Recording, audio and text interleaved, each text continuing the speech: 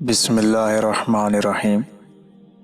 آپ صلی اللہ علیہ وسلم نے فرمایا، جب تین شخص ایک جگہ ہوں تو دو کو آپس میں سے سرگوشی نہیں کرنی چاہیے جب تک تم اور دوسرے لوگوں میں مل نہ جاؤ، اس لیے کہ یہ سرگوشی تیسرے شخص کو غمگین کر دے گی۔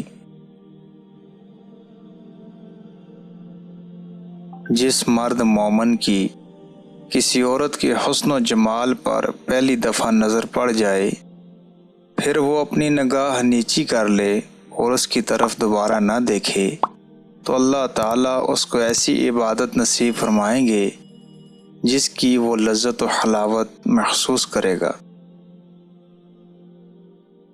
سفید بال نہ کھیڑو کہ روز قیامت مسلمانوں کے لیے نور ہوں گے۔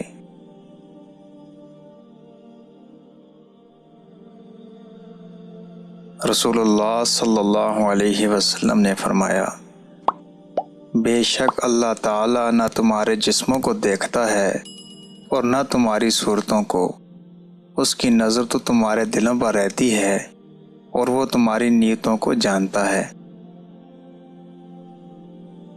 جس نے اپنے مسلمان بھائی کی آبرو کی حمایت کی تو اللہ تعالیٰ قیامت کے دن اس کے منہ سے دوزخ کی آگ کو دور رکھے گا۔ جو شخص کسی مسلمان کا حق جھوٹی قسم کھا کر دبائے گا تو اللہ تعالیٰ اس پر جنت حرام کرا دے گا اور دوزخ واجب کر دے گا۔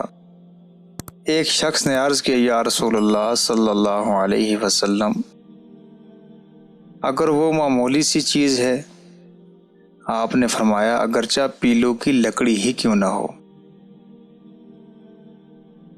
جو اللہ تعالیٰ کی کتاب زیادہ پڑھنے والا ہے وہ لوگوں کی امامت کرے۔ اگر کرت میں سب برابر ہوں تو جو ہجرت میں مقدم ہو، اور اگر ہجرت میں بھی برابر ہوں تو جو عمر میں بڑا ہو وہ امامت کرے۔ ایک نیکی دوسرے سے بڑھ کر اور تیسری سے بڑھ کر موجود ہے، یہاں تک کہ آدمی اللہ کی راہ میں شہید ہو جائے، اور پھر شہادت سے بڑھ کر تو نیکی کا وجود ہی نہیں۔